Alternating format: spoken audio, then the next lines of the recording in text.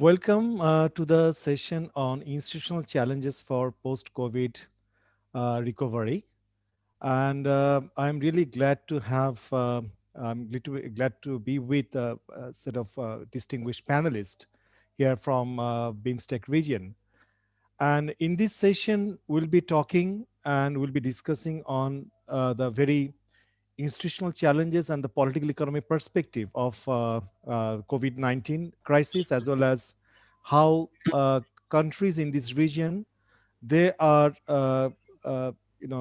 confronting this crisis, and what kind of measures they have undertaken, and also what are the new set of challenges which are emerging they need to solve to have a better management of the crisis. We all understand that during this time, it's a very unprecedented time where countries were confronted by a number of challenges in different fronts. Health, it came as the obvious, the most prominent one in terms of this virus. But then the economic crisis, especially through lockdowns and then shutdown of economic activities, and also not in the domestic economic activities, but also countries confronted challenges in other in exporting to other major export destinations. Then also countries try to respond to this crisis by adopting measures on the health sector, as well as to have stimulus packages, different kinds of recovery packages to solve the economic problems. But as we all understand that, crisis when it came from different fronts, uh, what is the kind of capacity of these countries, the kind of institutional capacity to handle this crisis? How did they do? What has been the experience so far? And do we need any kind of improvement or any kind of focus on developing the institutional capacities of the countries to have a better management of the situation? So this is the kind of very in very brief, the kind of context what we'll be looking for to discuss on throughout this session. Now I'm really glad to have sort of very distinguished panelists from this region. Dr. Kaji Maruful Islam, Professor Development of Development Studies, University of Dhaka, Bangladesh. He will deliver the kind of lead presentation here, the trigger presentation. And also we have Dr. Dilyaras Khanal, former member, National Planning Commission from Nepal. Dr. Sabyasachi Kaur, RBI Chair Professor, National Institute of Public Finance and Policy, India. Professor Ajitha Thenakun, University of Kelaniya, Colombo, Sri Lanka. Dr. Orpita Mukherjee, Professor, Indian Council for Research on International Economic Relations, ICRIER, India. And Dr. Nupul Witvorapong, Associate Professor, Chulalongkorn University, Thailand. So with this very brief introductory remark, I'd like to invite Dr.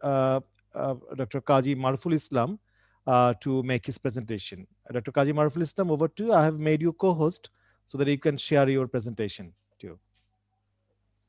Thank you very much. Thank you, Professor Selim and distinguished panel. Can you hear me, please? Yes, Okay, loud and great. clear. Thank you. Thank you very much. It's again my pleasure and honor to be here with you, with these very, very esteemed colleagues from the region. And I'm feeling lucky, honored to make the trigger presentation, so to say. As Salim has already rightly said, that it's not really going to be a kind of a presentation of a paper. However, rather it would be a kind of an sketch or layout of a work in progress. So drawing on our one of my research projects, and also drawing on my experience of the region, based on secondary information, we try to develop a kind of a talking points for you this afternoon. So let me go to the presentation very quick. Then, of course, this is a lead presentation, and we'll be more interested to have collaborative dialogue from the colleagues on different aspects on institutional issues, particularly targeting this pandemic management. So let me share the presentation.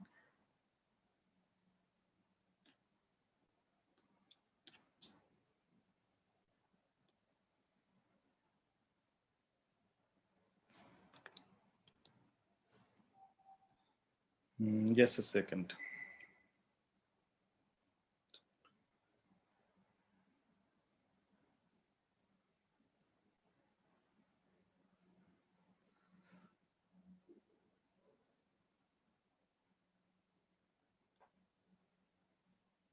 Here you go. All right. Yes, this is the one, that institutional challenges for post-COVID recovery in the region, particularly Bay of Bengal region. This region is a wide region, and it includes countries from all the way to Thailand to Maldives, Sri Lanka, Bangladesh, India, and partly Pakistan as well. Maybe I mean, so you can also consider them, and so it's a wide range of countries which have many commonalities, but at the same time which have some I mean, commonness and uncommonness both are present in the context in the region, and we are operating through different cultures, and we are also operating through different economic systems, political systems. However, we share some common interests, common traits, and so we can. I mean, it is important to analyze our positions of these countries in the region from a common perspective. So that's basically what I'm going to do in my next in next few minutes. These are the points I'm going to talk, particularly the context. I'm not going to focus more on that context because we are aware of the context. However, I'll give you a very few dots and impact of COVID in the countries in the Bay of Bengal region. This is also, I mean, I'm sure that you have gone through different sessions in this conference for the last 2 days, and this impact part is already covered, widely covered. So I'm not going to talk about that.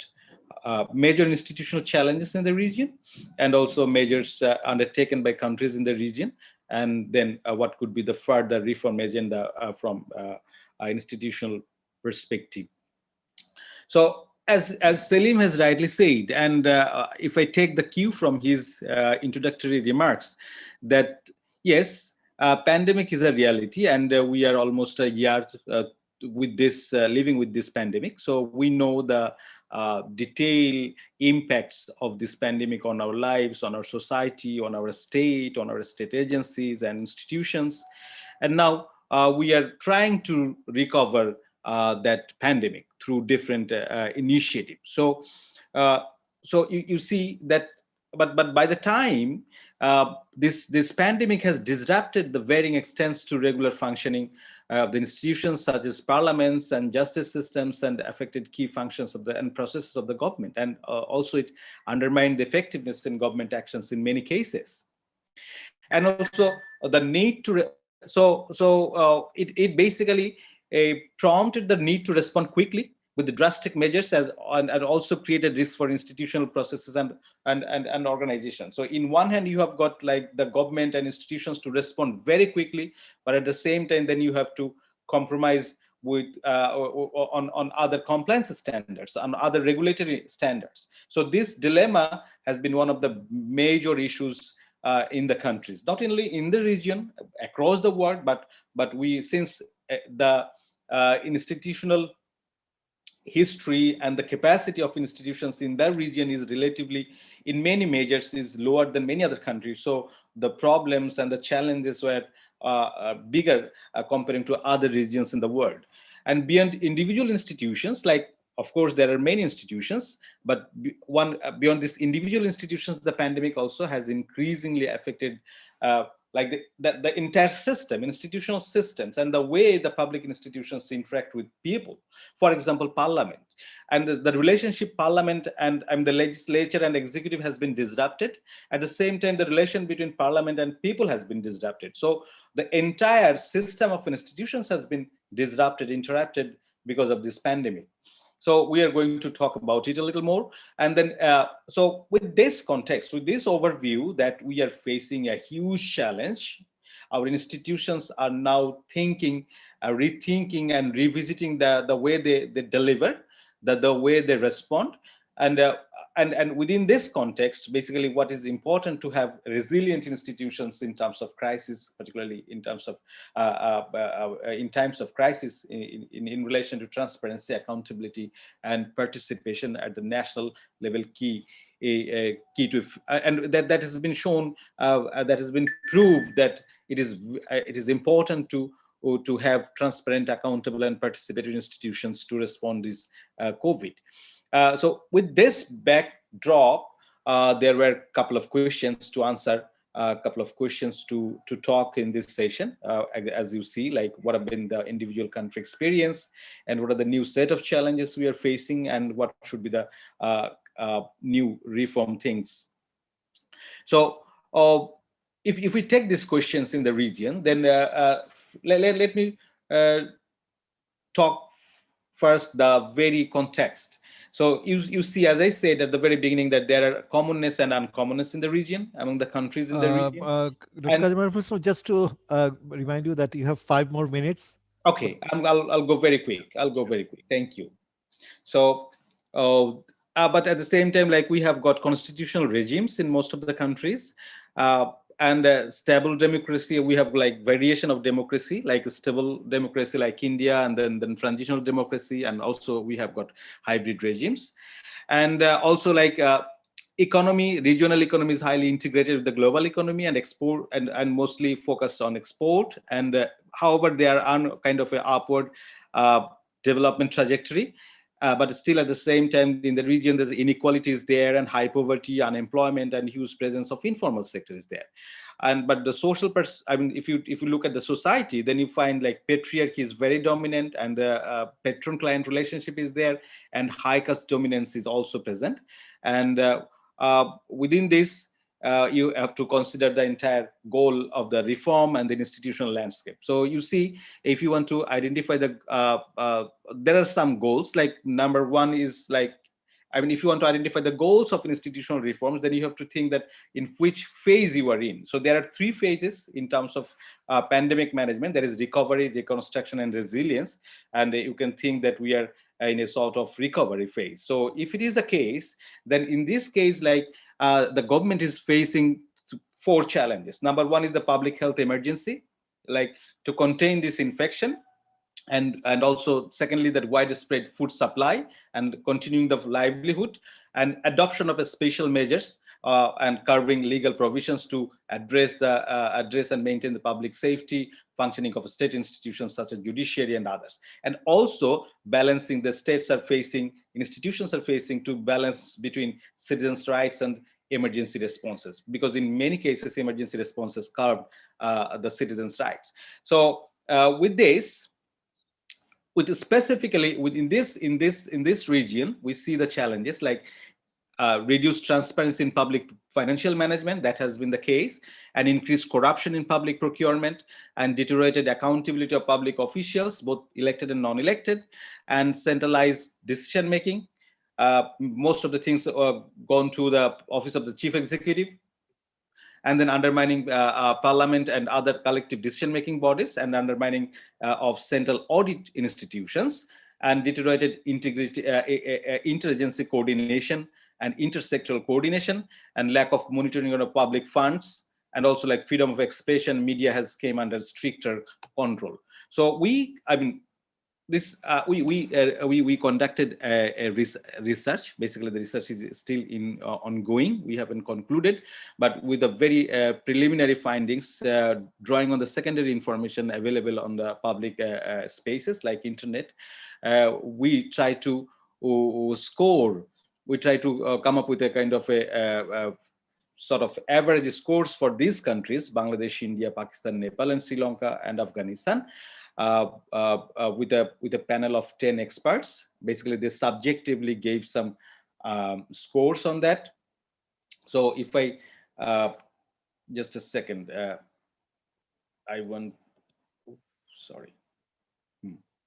Uh, right. So this is the kind of we identified 10 characteristics to draw the feature of the institutions in the region, in this country, and a panel of 10 experts, they gave sort of evaluation on these criteria, and then we basically came up with a sort of average score for this one. As you see, in these countries, the centralization of decision making took place. Like I mean, pre and post COVID, I mean, there is a highly centralization of decision making, and engagement of parliament in COVID management has been very low actually. Engagement of local government has been low.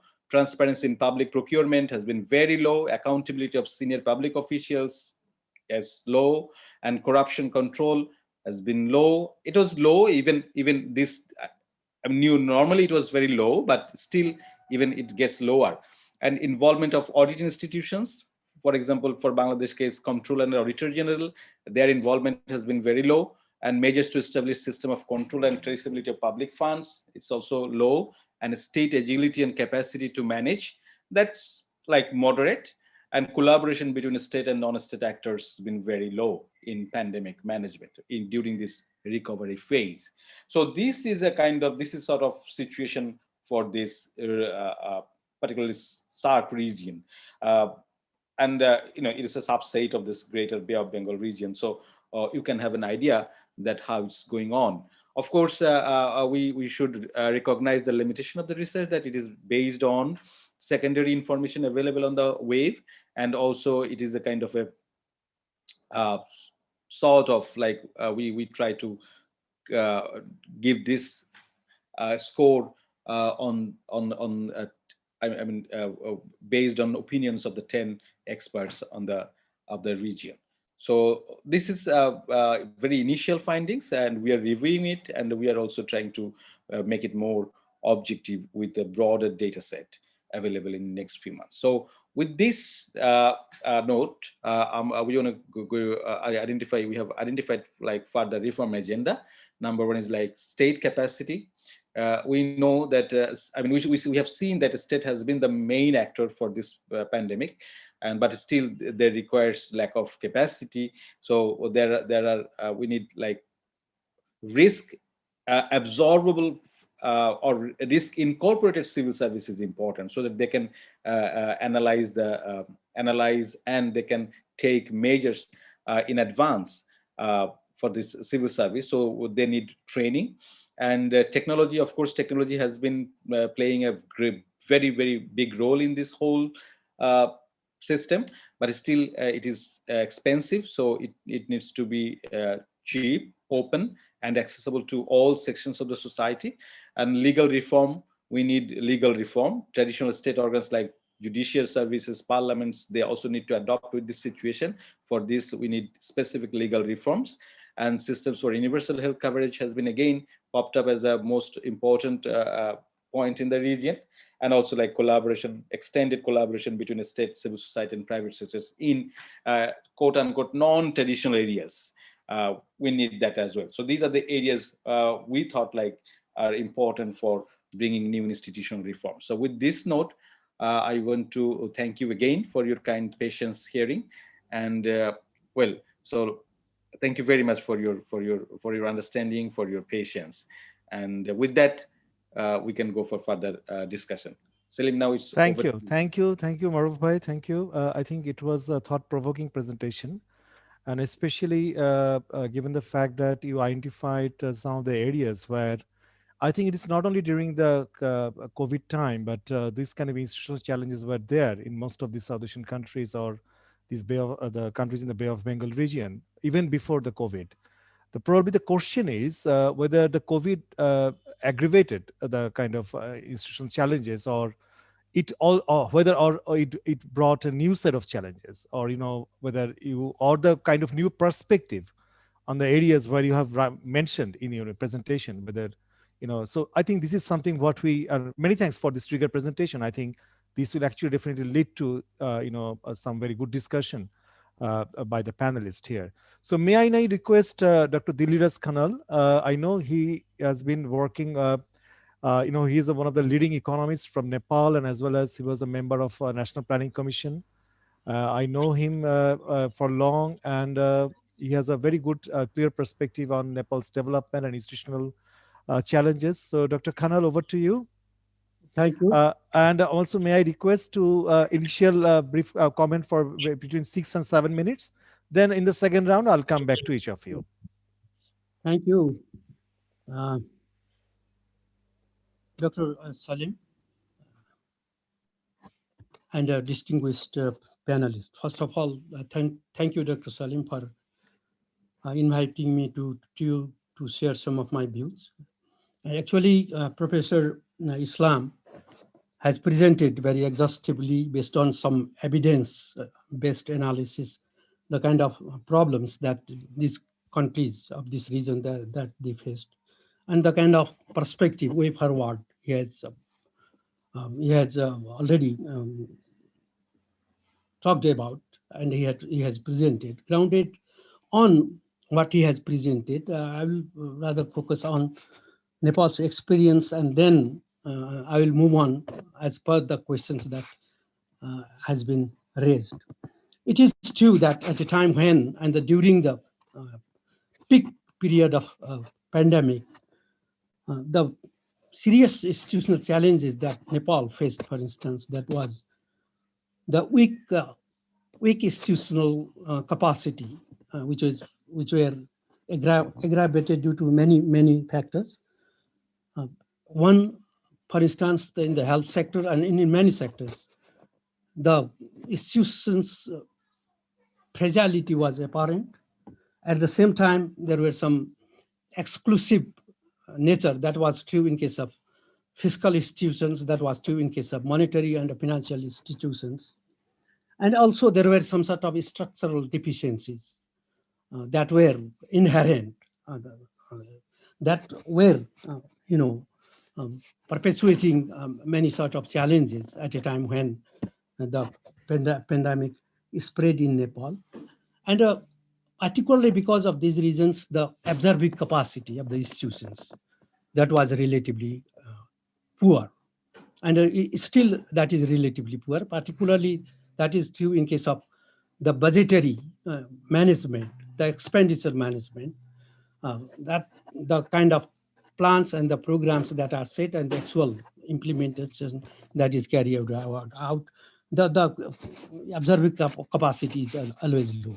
And the second, and equally importantly, that has been referred in his Professor Islam's paper, that is that there is the institutional, the kind of structures in terms of institutional structure that we see, that not only informal labor market that is predominant, at the same time, the economy that is also predominantly informal. That very much, constrains the kind of implementation effectiveness you try to carry out. That sort of problem Nepal was facing, and of course, and more importantly, in across the regions, very critical, problem that we are facing still today. That is the problem of governance, the rule of law, and the kind of various policies and programs that you set and actually you implement. There are many kickbacks at the same time. The kind of Clinton or patronism system that is prevalent, that minimizes or constrains the effectiveness of implementation. That is why, because of the institutional capacity constraints and many interrelated problems, the kind of responsiveness, the quick responsiveness, prompt responsiveness, at the same time the effectiveness, there were some problems. But somehow, some sort of initiatives that were carried out, some efforts that were led by government, and then the focus was on, as in many other countries, in 3-4 areas. One was, of course, the health, that was containing the pandemic, the virus, and the second was the fiscal stimulus. At the same time, other was how to carry out various programs. At the same time, the health system to make effectiveness, some sort of reforms in the institutional management that was carried out by the government. And what has happened, that now there are symptoms of some improvements in the economy and some revival process that is going on.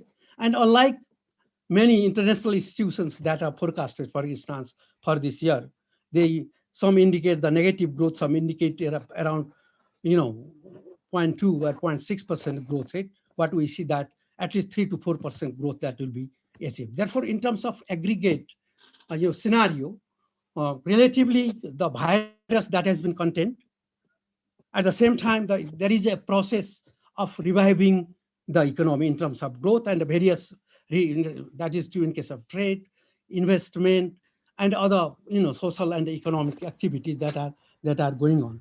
But the problem, what I see. Dr. Khanal, 1 more minute. Okay, I'm sorry, but the problem is that the recovery is very much fragile. The recovery is less inclusive.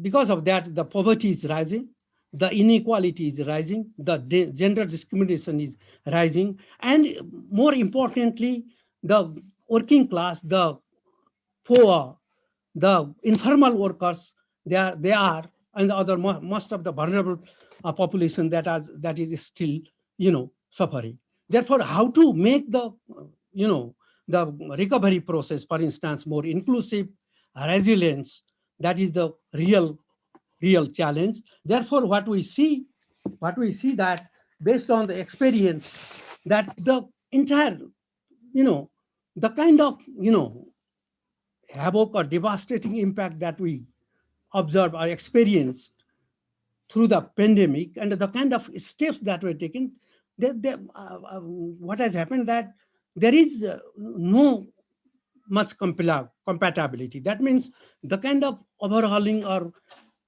drastic reforms, institutional reforms that were essential, that were not done.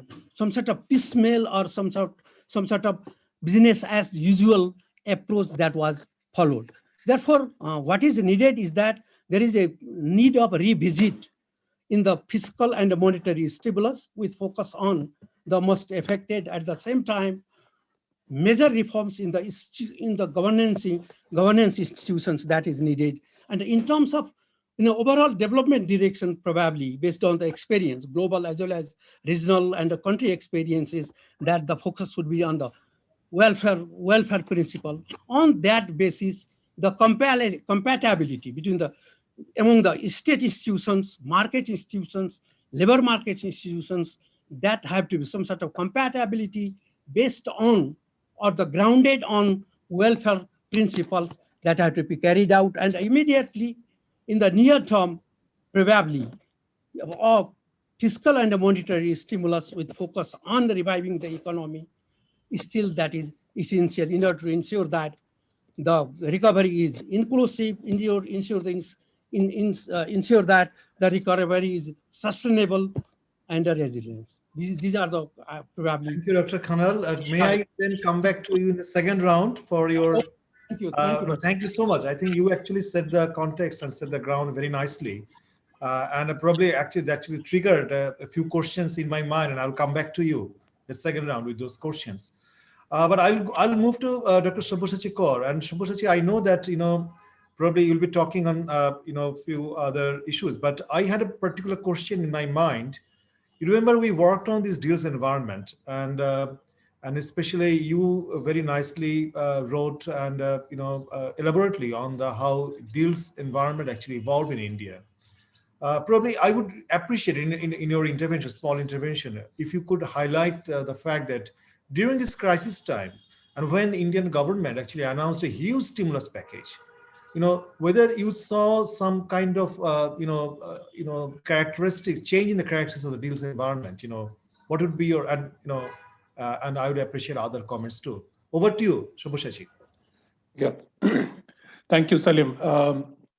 Maybe I'll come to this at the end, the question that you put. Let me start with first clarifying what I mean by institutions, so that it's very clear what I'm going to talk about. Professor Islam has started by giving a very macro definition of institutions, but what I noticed during the crisis is that most of the failures were much more meso or micro level institutions, and this actually leads to also the question that you posed previously, which is that we always knew that these countries had weak institutions. So what is the new thing that came out of COVID?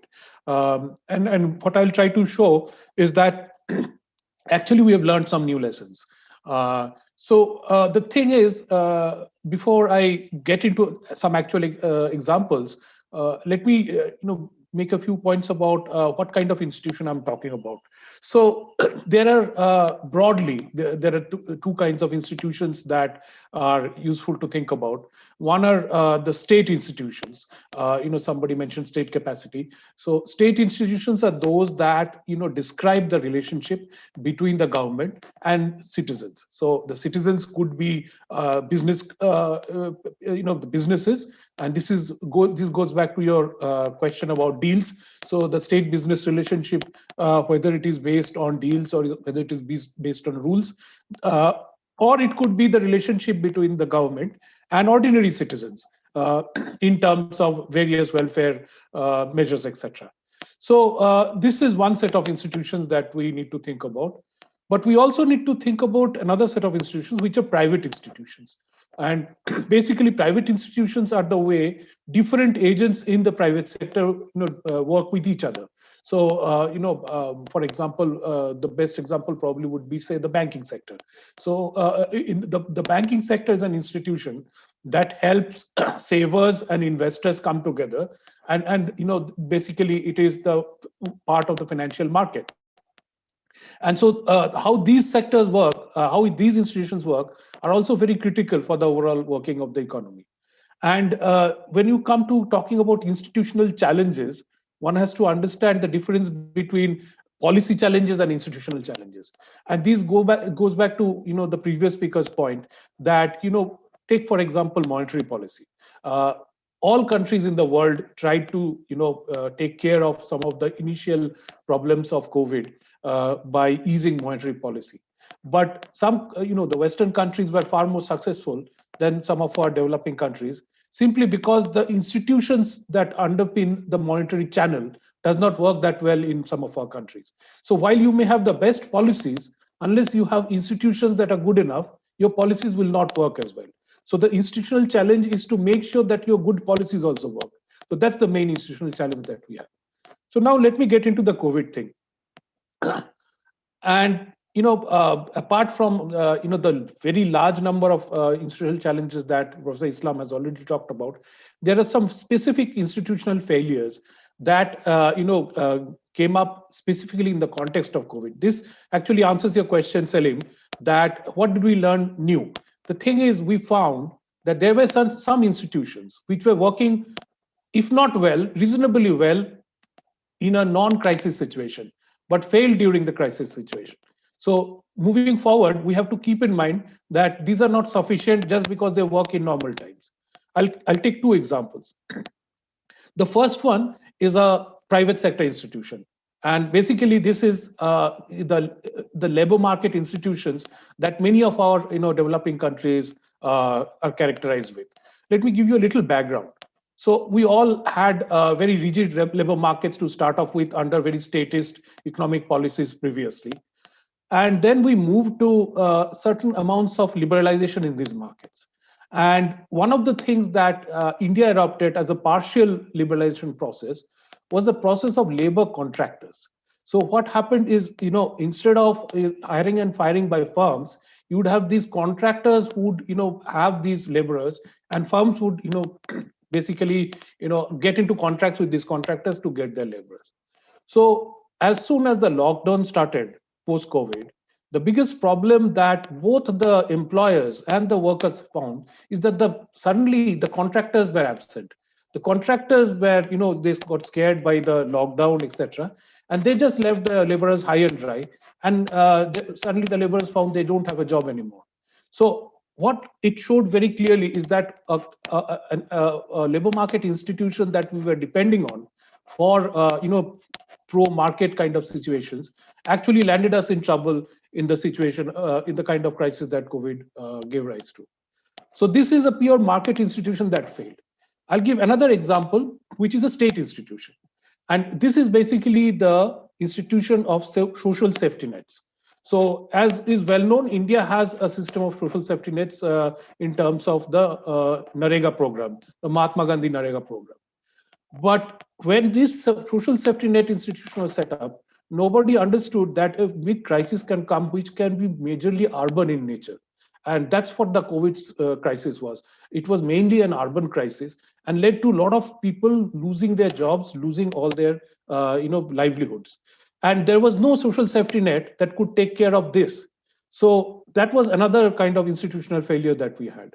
So I think I have very little time left. So I'll quickly come to, so I'll quickly come to what kind of reforms we need to take care of these institutional problems. So the first thing is that, if we take the two examples that I talked about, we need to make sure that the labor market institutions, for example, even if we go in for more liberalization of the labor market, it needs to be in the formal sector. The firm should directly be able to hire and fire, but also be accountable, so that in a situation like this, the government, if they want to trace the laborer, they can do it directly to their employers. So that is the kind of reforms we need in the labor market. Similarly, for the social safety net, we have to completely rethink a different kind of safety net that is available to the workers, whether they are in the rural sector or in the urban sector. We are already starting something like this. Our PDS system, the public distribution system, is going to give ration cards that are transferable anywhere.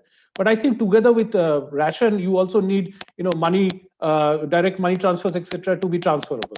So these are the kind of reforms that we need in this kind of situation.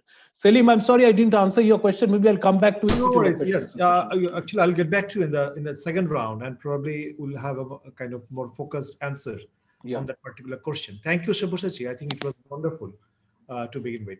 I will move to Sri Lanka now, Professor Ajitha, and also asking you the kind of question that Sri Lanka emerged at the beginning handling the COVID crisis very probably more efficiently than other South Asian countries. And in terms of, because one of the important factors really contributed to Sri Lanka's success at the beginning was a better health sector, better health management. And then eventually we saw some deviation from that. Actually, what we read from newspaper and some other analysis. If you, I know that you'll be talking on other issues as well, but I'll be glad if you can touch upon this issue. Over to you, Professor Ajitha. You'd have to unmute. Right. Can you hear me? Yes, we can. Thank you.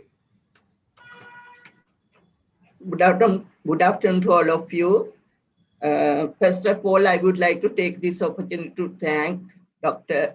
Selim and his colleagues for organizing such an important event. And thank you for inviting me to participate in this conference.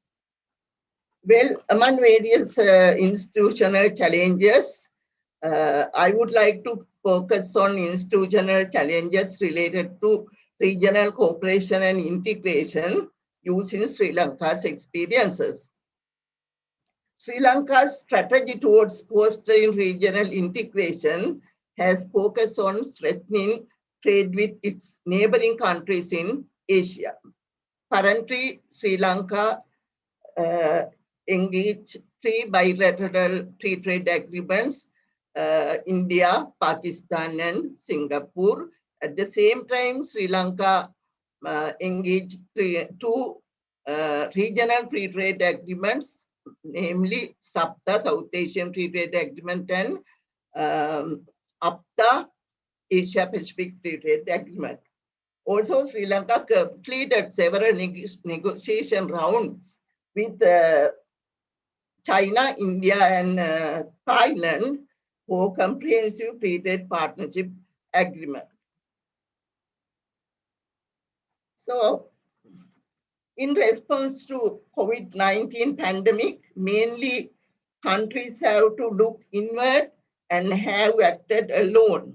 As a result, borders have closed, supply chains have disrupted, and regional economic activity has fallen. With the outbreak of the pandemic, the critical issue faced by the Asian countries are balance between public health and economic priorities at the national level, regional level, and global level. These challenges cannot be addressed by any single government or institution acting alone. They require collaborative actions among governments, regional organizations, and creative individuals. Under this crisis situation, to become a BIMSTEC free trade agreement a reality, there are some institutional challenges I would like to point out.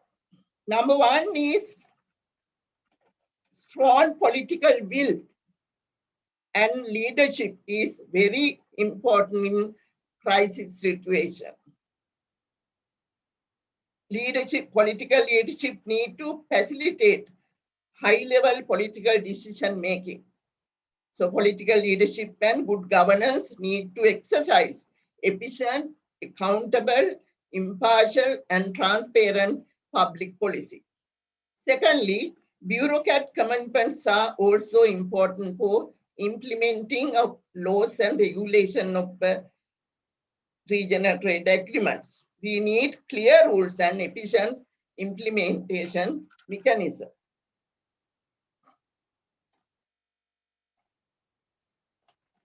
Thirdly, rent-seeking behavior of lobby groups are important, specifically business community. They always lobbies the government for grants, subsidies, and tariff protection.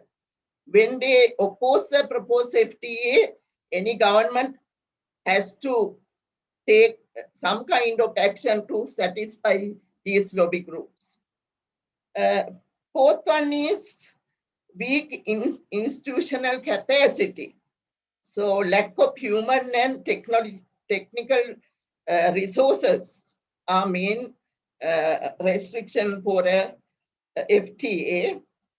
For example, the Department of Commerce in Sri Lanka faces lack of skilled and professional personnel to conduct trade negotiation with many countries.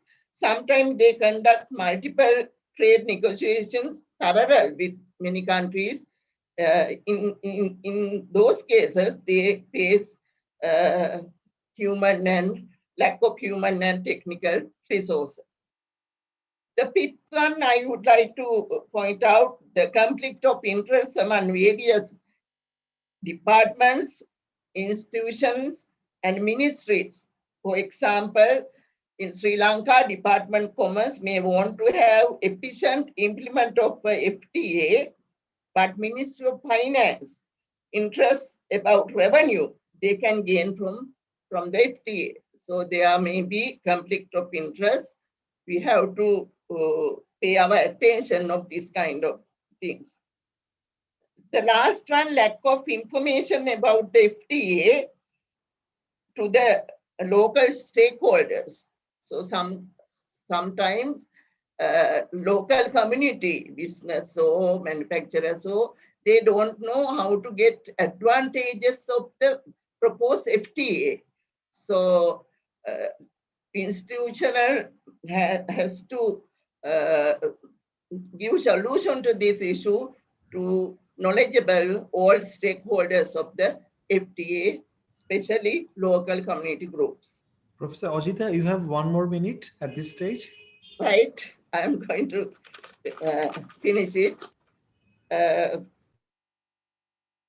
So to fully utilize the tremendous opportunities available in the global arena, I think South Asian and Southeast Asian countries, specifically countries in the Bay of Bengal, have to go a long way to get rid of these obstacles. Thank you. Professor Ajita, thank you. You actually concentrated or highlighted on the kind of trade-related institution and the kind of challenges during this time. But probably in the next round, I would really like to hear from you. How do you see that during this COVID crisis, this crisis time when there was a highly disruption in the global value chain, especially global trade was highly disrupted. And then to what extent the regional value chain, the scopes for regional value chain could be exploited further. And in that case, what kind of reforms or what kind of institutional development or changes were needed. So I'll come back to you in the next round. So now I move to Dr. Arpita Mukherjee. I know Dr. Mukherjee, she works quite a lot on trade issues, on industry in India and and also in this region. And probably she'll be talking on these issues. But I have a particular question to her. Probably if you can't answer in this round, we can come back to this question in the next round. That what we have seen in this region, that in Bangladesh, probably I would really extend or stretch my conclusion for other region to other countries too, that SMEs in particular, they were not really supported properly through the stimulus packages. There were many institutional challenges there, and if you could address a few of them, in your deliberation, if not in this round, maybe in the next round. Over to you, Professor Mukherjee. Thank you, Salim, for the invite, and to all the organizers. See, you have highlighted, see, a pandemic of this nature is first of its kind both in the developed and developing country. Now, if you look into the developing country, the biggest issue I would say is the data collection, sharing, compilation across institute. And when data is not available, even if you want to give a stimulus package or a loan, your most destitute segments of the population gets out of the system of getting grant, where like you highlighted the case of SMEs. Like SMEs, if I compare SMEs with farmers, India by the pandemic had created a good database of farmers through PM Kisan and other initiatives. So, first round of incentive that India announced was for farmers. It neither announced it for the migrant laborers nor the SMEs. It took India quite a bit of time. And in fact, till today, we are actually collating and collecting the data of SMEs. And we made the second announcement for the SMEs, that we say that SMEs who have been going for bank loans can repay it later, and so on and so forth. But hardly 4% of the SMEs were in bank loans. So see, there is a mismatch between what the SMEs want and what we want to do.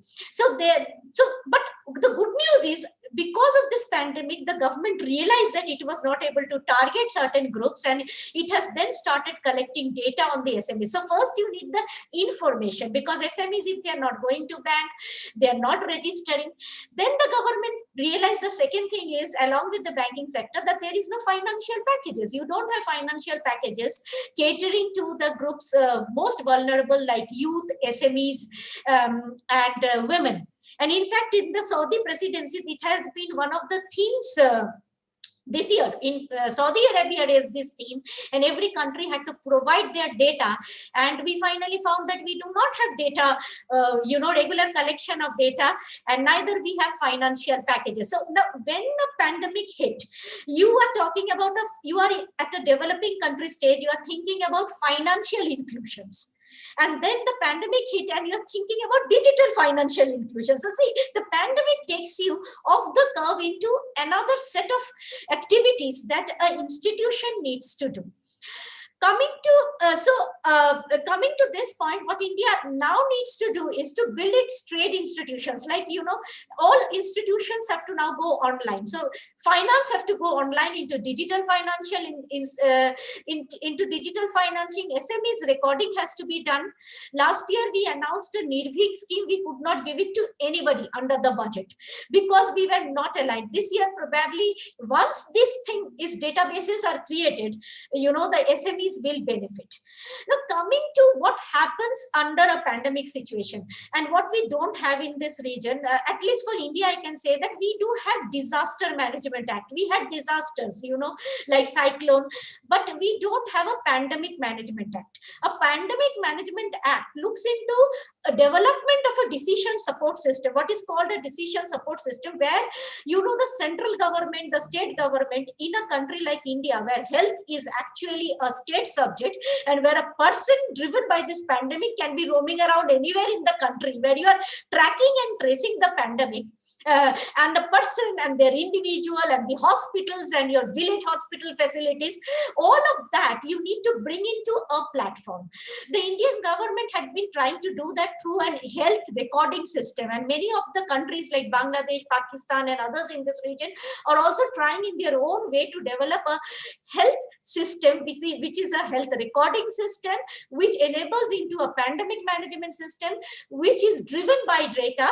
And then what you do is is once you have a data-driven system, you just use a South Korean kind of a model where you just make some tweaking in your pandemic regulation to allow, GIS to be more flexible, and you collect the data and you manage. So the institutes start responding to a setup and a process that are put in place which interlink the institutes together.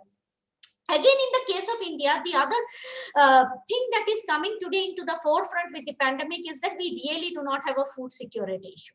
We have enough food in the, but it is about the food, but our ranking in global, nutrition indexes, low hunger index is high. So the food is not reaching the migrant laborer. The food is not reaching the people they need to reach. So one of the focus area now of the government is to actually ensure that, you move in from food related to nutrition. So health and nutrition, if you look into the current Indian budget, you will see that the focus has now been on health and nutrition. So you are moving away to a more holistic kind of a sustainable development. Along with that, there are certain fear that you come up. Sabya has actually given one fear that, what happens to the contract labor. So these are the fear that what happens to the vulnerable group, contract laborer, women. So now you need to have more sustainable business practices like no child labor, because you are also exporting to the Western world. And all this region are actually exporting not among themselves, but to the Western world. And therefore, their sustainable business practices is very important. In terms of the regional cooperation, I think there is enough room for us to share. We have cooperated in terms of sharing of data. In some areas like PPE kit and vaccine, India has been manufacturing quite a bit, want to do trade and want to collaborate, but there are restrictions. The authorities, drug authorities of different countries have to approve. So there is a lot of institutional level collaborations across health authorities, drug authorities, finance authorities needed, because businesses have to now go more e-commerce. So the finance flow has to be much more streamlined through an online e-commerce platform. So these institutional collaboration is something that we look forward to. Thank you, Professor Mukherjee. An excellent deliberation, initial deliberation, and we'll definitely come back to you. May I move to Dr. Nupul from Thailand? Actually, this will be very interesting to hear from Thailand perspective, to hear the Thailand perspective. Professor Nupul, over to you. All right, thank you very much. Good afternoon and greetings from Bangkok. I would like to thank Professor Raihan and the organizers for letting me take part in this important conference and for allowing me to share Thailand's experiences. I'm a health economist, so I'm actually going to focus on the health sector to illustrate my point. As you may know, Thailand is now in the second wave of COVID-19. The first wave started in early January last year, and it ended really quickly around mid-May. Yeah? And we were without any domestic transmission for about half a year. The second wave began in December 2020, so just a couple of months ago. And the outbreak started from a seafood market in a province just outside of Bangkok. That province is home to the largest population of migrant workers in the country. And the authorities believe that the primary source of the outbreak was communities of migrant workers, some of whom may have been infected in their home countries and entered Thailand illegally. So today we have about 24,000 confirmed cases and counting, 86% of which occurred in the second wave alone. So given the contrast between the success that we had in the first wave of the pandemic and what we are experiencing right now in the second wave, that contrast is pretty staggering. And I think that begs the question as to why is it that when we have the same institutions, exactly the same government, the government hasn't changed just yet. Why is it that we were successful in the first wave and we are less successful in the second wave? Yeah, my argument is that the success of containing the outbreak depends on four factors from the health perspective. So the first one is that the country needs to have a strong health system with adequate health-related resources, especially in the public sector, because COVID-19 is a public health problem, and therefore it needs to be tackled in the public sector first. The second factor that I think is important is the fact that people need to have adequate access to healthcare services, particularly through public health insurance or universal health coverage. The third factor is the fact that the government needs to be able to exert coordinated efforts among themselves across different ministries and to communicate effectively with the public. And the fourth factor is the fact that the public needs to cooperate so that efforts by the government can be productive. So when you look at all these four factors, you would find that the first two factors, the strong health system and the presence of universal health coverage, we've had them for a long time in Thailand. We've had them long before the pandemic. So these institutions, quote unquote, remain the same. We've built up a comprehensive system with at least 80% of health resources belonging to the public sector. 100% of Thai people have some form of health insurance. And this strong health system means that we're able to contain adverse health impacts of the outbreak. We have a really low mortality rate at about 0.3%. The other two factors are actually more tricky to explain, and I think they're interrelated. The ability for the government to induce public compliance depends on the ability of the government to communicate effectively and to maintain trust in times where emergency measures are involved and use of power is not well monitored because we have an emergency decree. So apparently accountability is sort of compromised. In the first wave, there was a high level of public cooperation. The government's communication strategy was almost nationalistic. And I think that's the same in every single country. I think most governments would portray COVID as an enemy that we need to win over. And a strong emphasis is basically given on the fact that every single person would do the country a great service by staying home. Yeah. So basically the government essentially asks people to sacrifice their livelihood for a greater good. But I think the sacrifice can only last so long. It's been over a year, and there are now several public sentiments that are operating at the same time that make it more difficult to contain the outbreak in the second round. First, we have growing public impatience. So in Thailand in particular, we see that the practices of social distancing are less strict at the individual level. Recent clusters of infection were tied to birthday parties and social gatherings, etc. So that goes to show that people are losing patience. And at the same time, we have growing dissent against the government as well. If you follow the news, you will find that we have anti-government student protests going on in the country. And the government has been very heavily criticized for not having a strict enough border control practice, especially along the Myanmar border.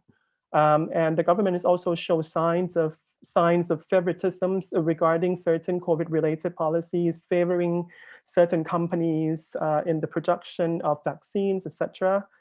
We also have undercurrents of anxiety and panic, with fake information being spread around about lockdown measures and vaccine effectiveness. And all of these are particularly intensified by the unfiltered prevalence of social media and the rise of digital digital technology. So clearly in the second wave, the environment for change is much weaker. I think that moving forward, it's actually important to understand that there are several areas of improvement that we could consider. And I think some of the panelists have actually touched upon these already. So I'm going to reiterate some of their points. I think domestically, even though well, I would say this, institutional reforms are actually very difficult. But what we should know is the fact that institutions need to basically adapt to the changing environment of the society and the economy. And I think it's important for governments to rethink their public communication strategies because the communications environment is getting increasingly complex with the rise of digital technology and increased use of social media. Thank you. And I think the government also needs to be more transparent in order for them to avoid unauthentic news and rumors that would perpetuate panic in fragile situations such as COVID. The government should also provide avenues to improve media literacy for the public, particularly through the education system so that people can better screen the information intake. So I think those are things that we could do in order to strengthen the institutions that we have without, well, maybe we need to think about institutional reforms as well, but I think those are basically the first steps that we could take. So thank you very much. Thank you, Dr. Nupal. I think it was an excellent deliberation from your end, and also we have heard from the lead presenter as well as from the panelists. I think a whole range of issues.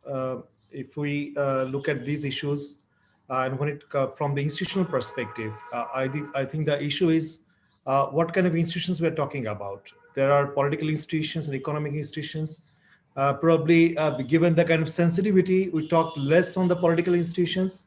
Dr. Nupal, you touched a bit on the political institutions, deliberation. Dr. Islam also a bit, but mostly the panelists talked more on the economic institutions. But at the same time, as Shobhashachi Kaur, he rightly pointed out, there are macro level institutions and the meso and micro level, and then how they actually interplay with each other. These are also critically important.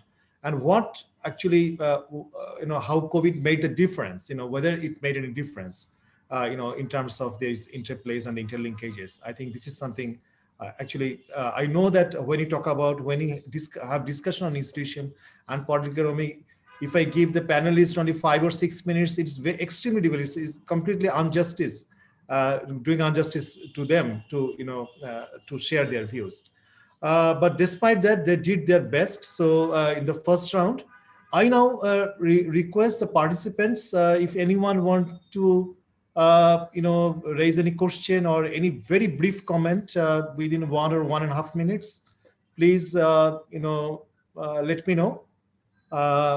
Unmute yourself and then share your views or questions. Salim, can I have 1 minute? Yes, of course. Sure. Yeah, so this goes back to the question that you asked, and this is a very interesting thing.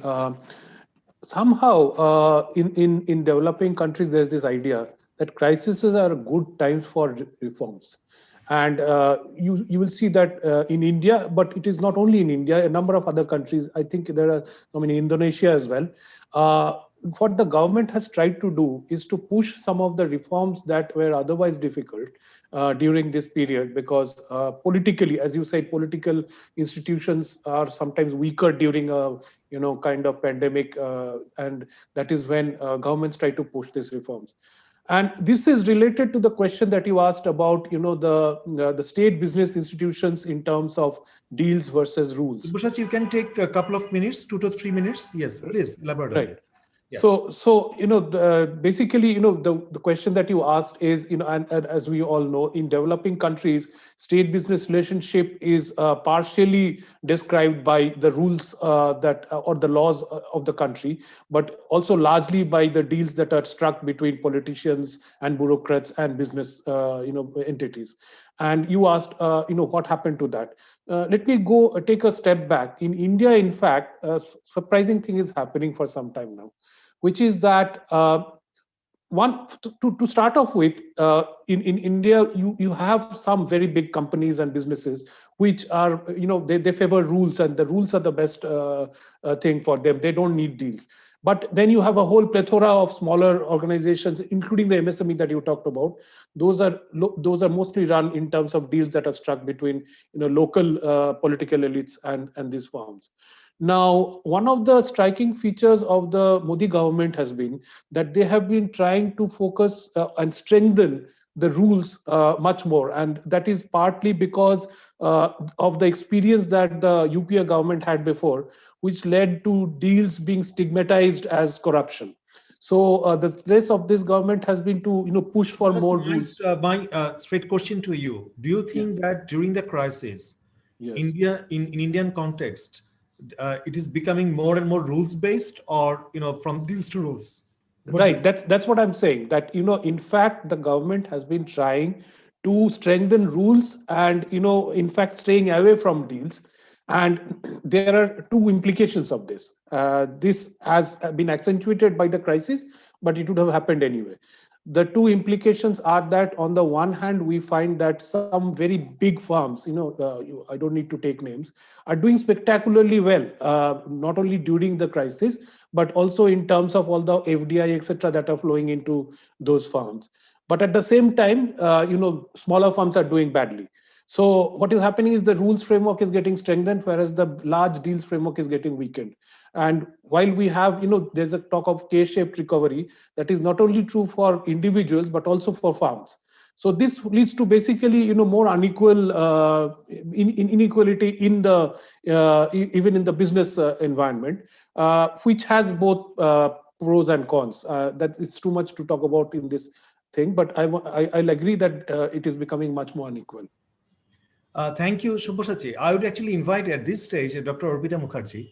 If you want to differ with Sabyasachi, or what do you think? That what Sabyasachi is saying is not true, or you have a very different view? This is not correct. Don't panic. The one part of it is definitely I do agree with Sabya that certain things, previously we used to do research and brainstorming and research, and then finally we didn't come into policy. Now we have gone into a system of India with very big bang policy changes, and maybe some good policies also. But because they have not been brainstormed, the farmers bill is a very good example of a policy which has been spoken by many Indian agri-economists in the past. But probably a few consultation with the states would have kind of been better to trim down the opposition that we are facing. So there are certain areas where there is an opposition. There is also a growing feeling among Indian industrialists that certain industrialists, especially in the tech sector, are having benefits of certain policies vis-a-vis the others. These are also because the policies are also fairly strange. Like if you look into the production linked incentive, it is very difficult for somebody to justify some of these sectors where these incentives are given. But they may be based on research, but this research is not in public domain. And that brings me to the other institution, which is the government-owned think tanks and think tanks like ours. They need to be much more engaged, and their research outputs need to be in public domain. And because then it will be something that is leading to the policy, and somehow there is you were saying that, Arpita, that you are doing secret research not in the public domain. I don't think that much of the research of at least the government-run institute, do you see much of the research coming out of, there are so many institutes now in trade. Do you see research coming out of them in public domain? Okay, are you talking? You should be able to access it. No. I think this is a very interesting point to discuss, but probably we don't have much time to say is that there's this whole fear that that research has not gone into the policy making is because maybe it has gone in, but unlike the European Unions and the Americans who put their research very openly in public domain, like USTR report doesn't shy away from saying where the barrier is in your country. We don't have that. So there is always a hidden worry. Right. Thank you, Arpita Di. Actually, I'll bring in now, because we always look at India, what India is doing, and then smaller countries like Nepal and Bangladesh, we also try to have a better understanding of Indian context, and then to probably do something in our country as well. So I'll actually get back to Dr. Khanal and Dr. Qazi Maruful Islam. But before that, Dr. Abdullah Shibli, he raised a point, and probably we can, one of the panelists can respond to that, whether he was saying that, as some of your panelists might be aware, Darren Acemoglu of MIT strongly believes that institutions are somewhat endogenous. So it's not exogenous, that it's not something that what Dr. Abdullah Shibli is referring to, that it's not something you can change. It is also dependent on something. And also whether, I think at Sabyasachi, remember, we talked quite a lot on the kind of feedback loop, how actually it is actually what institution affect the economic and other things, and then it also having a feedback loop, and what is the nature of the feedback loop, or how strong that feedback loop is, so that the institutions can also get better and better, or worse and worse. So that's a different thing. So Dr. Khanal, you heard these Indian contexts, and you heard about the SMEs and other institutional challenges too. But for you, I think one point what Sabyasachi and Arpita, they also mentioned somehow, and also it was reflected in Professor Ajita's presentation too, that the dealing between the policy and the implementation. I think you also touched upon that point. Dr. Khanal, in 2 minutes, if you could respond, please. You have to unmute, Dr. Khanal. First of all, when we are talking about institutions, yeah, they have political dimension, because most of the institutions, either you talk about economic or social, they are broadly, driven or changed or dictated by political institutions. Therefore, that factor has to be taken into account. And coming to the policy and the implementation, first, what I was saying is that the kind of opportunity that we had during this sort of, the extent of crisis that we've all faced, that relatively the countries or the political institutions of the governments that really missed. That is one. And the second, coming to your specifics, I think that in terms of what I say, in terms of entire, approach, in terms of stimulus, for instance, fiscal stimulus, monetary stimulus, particularly monetary stimulus, there was credit, easing. At the same time, there were problems in terms of access to the particular, small business or enterprises. The kind of institutional structure in the banking system that you have, they are more, the advantaged people overtaking some sort of benefits. They are more urban centric, they are more some big houses centric. Therefore, the kind of policy, special policy focus that was needed in terms of either fiscal stimulus or the kind of monetary or fiscal financial stimulus that we are talking about, there were missing link, the kind of comprehensiveness and the kind of very targeted approach in terms of built-in institutional structure that could ensure that there is demand, for instance, the credit demand from the small enterprises, that was not there. Therefore, what I said in the beginning, there was some sort of institutional deficit, and the kind of institutional deficiency that were inherent, that could not be broken down.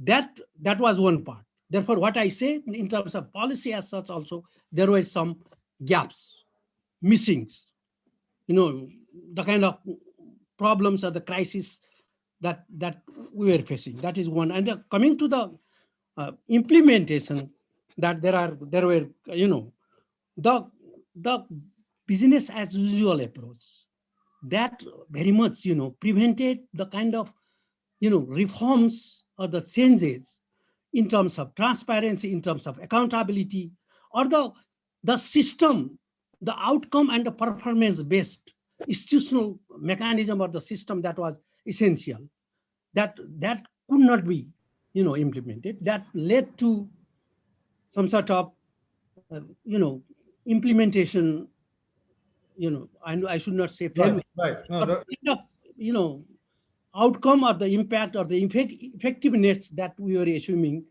that could not be simply there. Therefore, I think the governance system, which is very much linked to the political institutions, political decision making, the implementation gap is very much pronounced. No, Dr. Khanal, I think very, very nicely you actually elaborated the kind of context, and probably your experience in Nepal, and our experience, they don't really differ much, and that's why I'm bringing Dr. Kazi Maruful Islam. You heard this discussion, and you also made this presentation. Now, one important point is that as we are discussing that the kind of what I actually, in one of my articles, I wrote that the kind of policy paralysis, you have something very nice on the paper, but you fail to implement them, the kind of government or the policymakers. Probably my question to you, do you think it's a capacity problem or it's a kind of political will, lack of political will? And again, I'm taking the hints from Dr. Abdullah Shibli that is political will again exogenous or endogenous? It's something you get it somewhere from here, or it is also dependent on something. Dr. Maruful Islam, 2 minutes for you. Thank you very much. And I was actually enjoying the very rich discussion from our colleagues from the region. And I was also enjoying the fact that we do differ on the very definition of institutions. We have different perspectives in perceiving the very role of institutions as well. Let me take your question as the starting point. Like, you were right that we have wonderful policies on paper. Let me give you one example. Let's say public procurement policy. We have been practicing this public procurement policy for last about a decade actually, and it is very transparent, and it has all the compliance standard. And what we saw during this pandemic, that yes, we can understand that yes, during this emergency we may have to compromise on the compliance part. That's all right, and we did it. Okay, but then when it comes to implementation, then you see the same kind of firms which were dominant before pandemic, they were taking the same kind of contracts even during the pandemic and after the pandemic. So I mean, from this point, like what we can argue, that no matter how what kind of changes you bring in that decision in the policies, that doesn't really make the deals what have been made before within the ruling elites and the business. So that's always there. But and that basically takes me to the next but question. why do you say that? Because this is a crisis situation. It's not a normal situation. Right. And you are arguing that the equilibrium, or the kind of the conditions for the equilibrium, they remain unchanged during this crisis situation too? Or do you think there are threats, so-called threats, to this so-called equilibrium to be broken? What do you think? So far, like if you okay, yeah, I am answering this question. Let me take a very micro example. That the government announced like package for the individual social safety net members. Like they really gave a huge amount of money for individuals across the country. But when it comes to implementation on ground, then you see they end up with a very small number of people. There was all sorts of complaints about the leakage, about the misrepresentation of the people, and newspapers, they reported that the right people are not in the list. What it means, like, again, you see the equilibrium. Equilibrium between the state actors and the private actors on ground, and at the central level and also at the local level, they remain, and they basically maintain the same connections, even though that particular equilibrium hasn't been changed even during this pandemic and the crisis.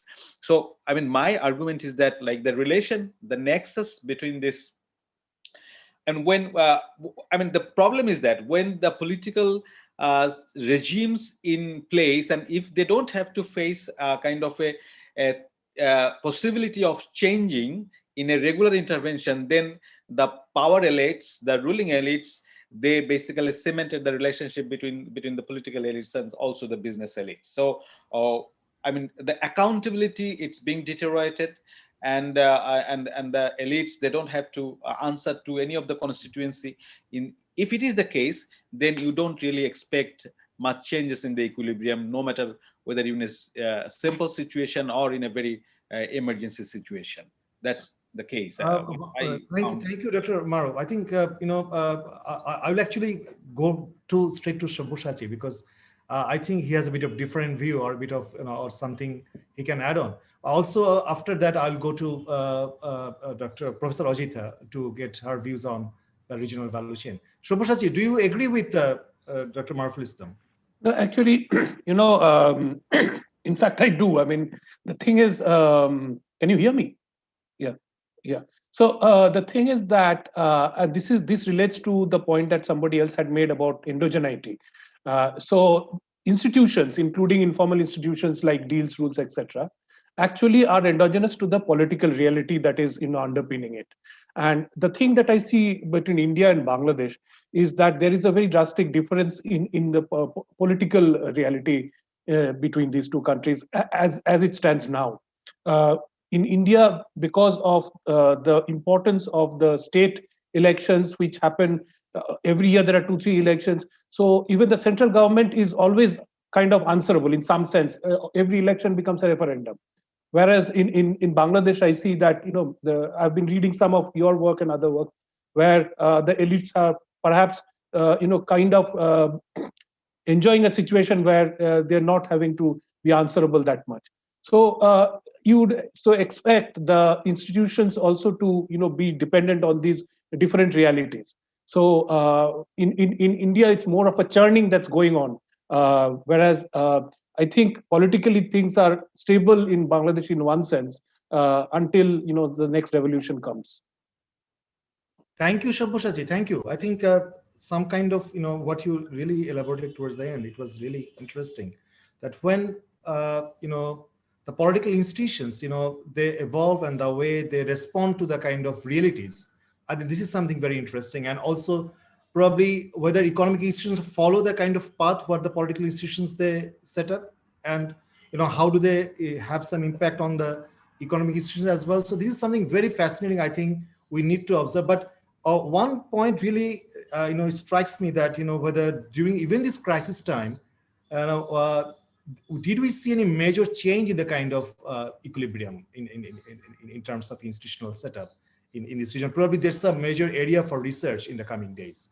I will go to Professor Ajitha. You heard from this panel and also the rest of the panel. But I had a question to you. Do you think that this is a crisis time during this crisis, and we are not yet, the crisis is not yet over, in terms of getting the regional value chain, to get the benefit of the regional value chain? Do you think that the institutional reforms are in place in Sri Lanka, or, what do you suggest? Professor Ajitha, a couple of minutes for you. Yes, you are there, but we can't hear you. Yes, please.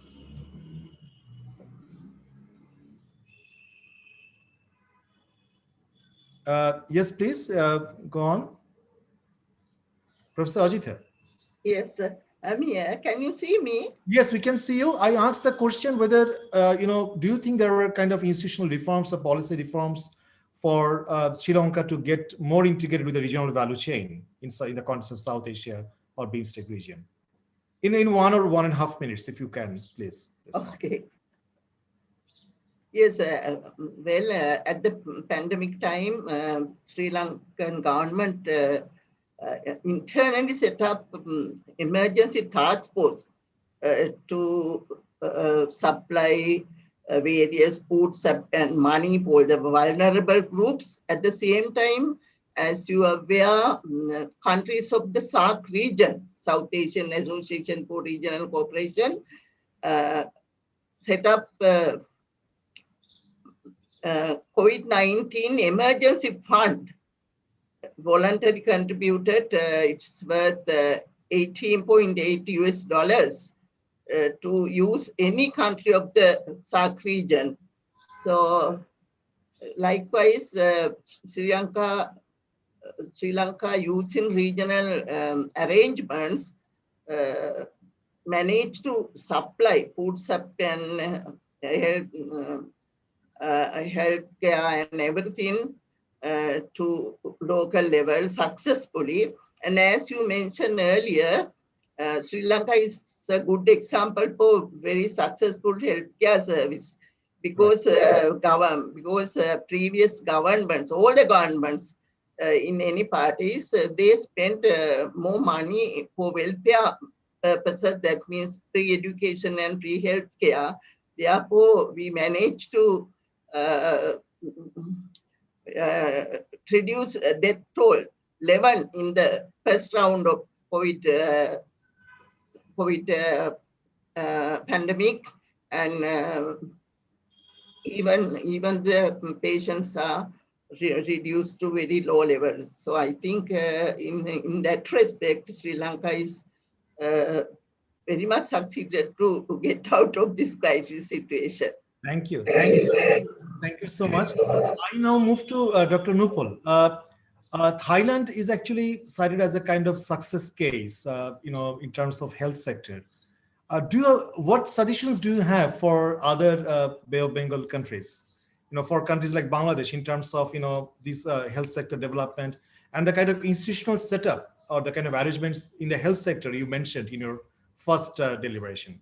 Over to you, Dr. Nupul. Yeah. All right, thank you. That's actually a tricky question to answer because I think in order to have a strong health system, you need, first of all, time.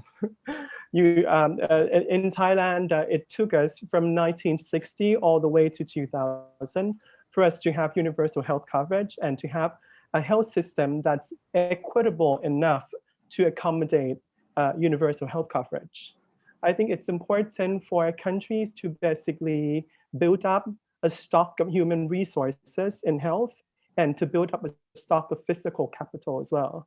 So in Thailand, for example, what we do first of all is to basically make sure that we have enough nurses and enough doctors in the country. And that took about 30 years for us to get to the point where the number of doctors and nurses were adequate in the country. And then what we do next is to basically do supply expansion. So we now have one hospital in each district in the country, and each hospital has to be manned by medical professionals. It's only with supply expansion and the equitable distribution of health resources that you would have a strong health system. And that takes a long time. So there's no like quick solution, unfortunately, but I think that's probably the right path to go. Thank you, Dr. Mubla. Excellent point. I think the point you made that developing the health sector is not, there is no shortcut way. You have to consistently invest in the health sector, and and it takes time. Actually, we have a session immediately after this session. We'll be talking on the health sector, the kind of response to the crisis, how different Bay of Bengal, the countries from the Bay of Bengal region, they actually responded to this crisis. Thank you so much.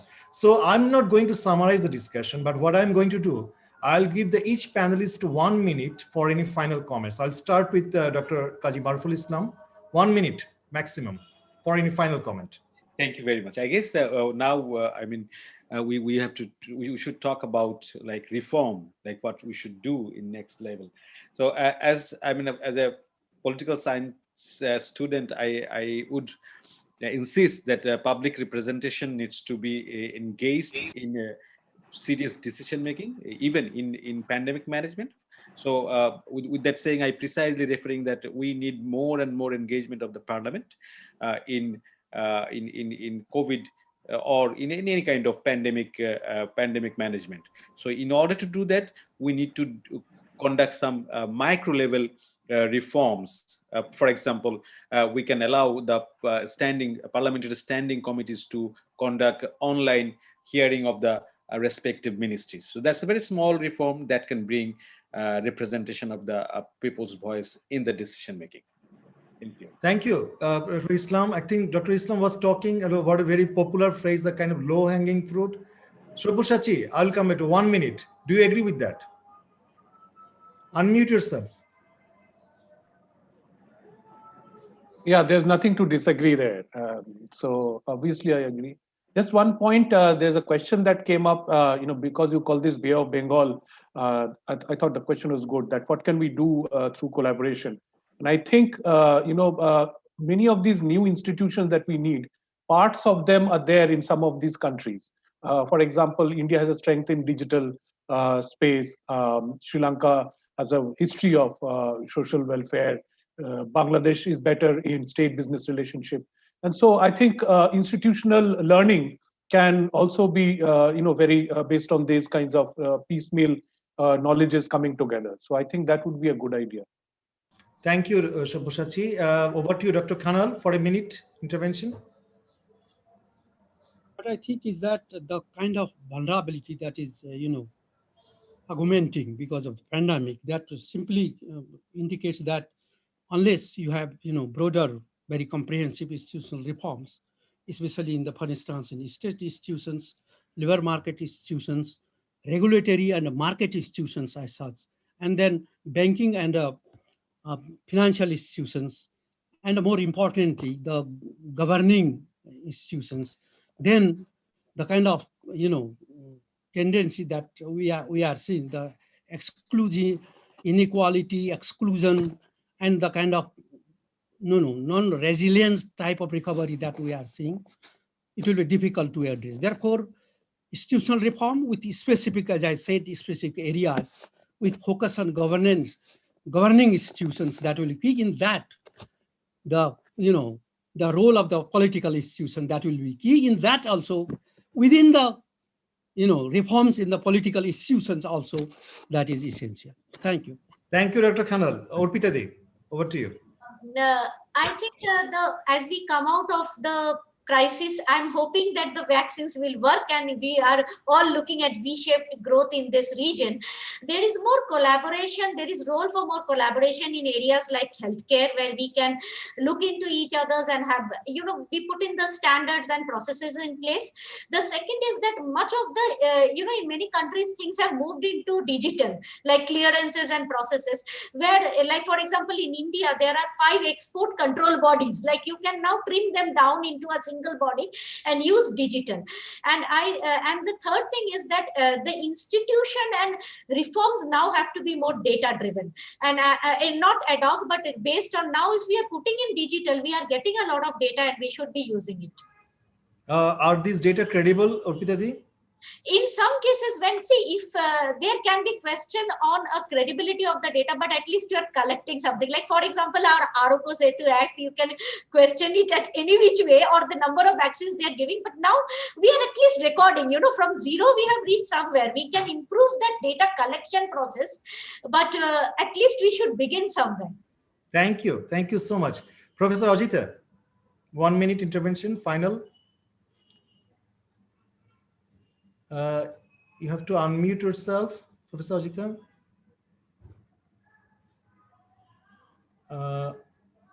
Okay, if not, then may I go to Right, Dr. okay. Yes, Right. now I can hear you, please. Yes. Okay, finally, I would like to suggest we need to promote South-South trade, and we need to promote export culture supplemented by research and development. And then we can do some innovation, like Sri Lanka did so many innovation in the crisis time. So then we can easily connect it to the global value chain. Thank you, Dr. Nupur. 1 minute, please. All right. I think just based on experiences of Thailand I've discussed, there are a couple of areas of interest where coordinated efforts can be useful. So I think the first is the strengthening of regional universal health coverage efforts. And this would involve experience sharing and capacity building in terms of fiscal space analyses and health resources analyses. I think also there should be some collaboration in terms of border control. And this would involve communications and coordination among law enforcement agencies. And finally, I think COVID-19 has actually brought about globally discrimination and stigma against certain groups of people and certain races. And it is also highlighted at the same time the fact that no single country is alone and that we're all interconnected. And I think it's important for us to reinforce the idea of people-to-people connectivity and a better understanding of cultural values. And that would serve as well in the future in the global fight against a global pandemic. Thank you. Thank you so much. Actually, I dared to summarize this rich discussion, and I don't want to do that. But I think we learned quite a lot, and especially even over the last 90 minutes, the kind of different country experiences, as well as from different perspectives. It was a very rich discussion. I'll just end by responding to one particular question which was raised, I think, which was asked, and the question was for me. The question was, I think it was collected from the Facebook. Has the pandemic uncovered gaps in government coordination and use of evidence for policymaking? Does this also affect the nature of the response adopted to tackle the current crisis? Yes, to some extent, yes, of course, because nobody was ready for this crisis, and it was unprecedented, unanticipated. But I think that it has, of course, exposed certain gaps and lackings. But at the same time, I think we also need to focus on few successes where things have happened quite nicely, and probably whether we can learn from those successes. Why there were maybe some micro level successes, but whether we can replicate those successes or we can enlarge those successes to the larger or for the broader areas. So with this, I'd like to again thank all the panelists, and it has been a wonderful session. And I look forward to seeing you in the future physically, and then not only through this digital connection. And look forward to your participation in the other sessions too. Thank you. Thank you, Salim. Thank you. Thank you very much. Thank you very much. Thank you. Thank you, everyone. Thank you very much. Thank you. Thank you. Wish you all the best. Thank you.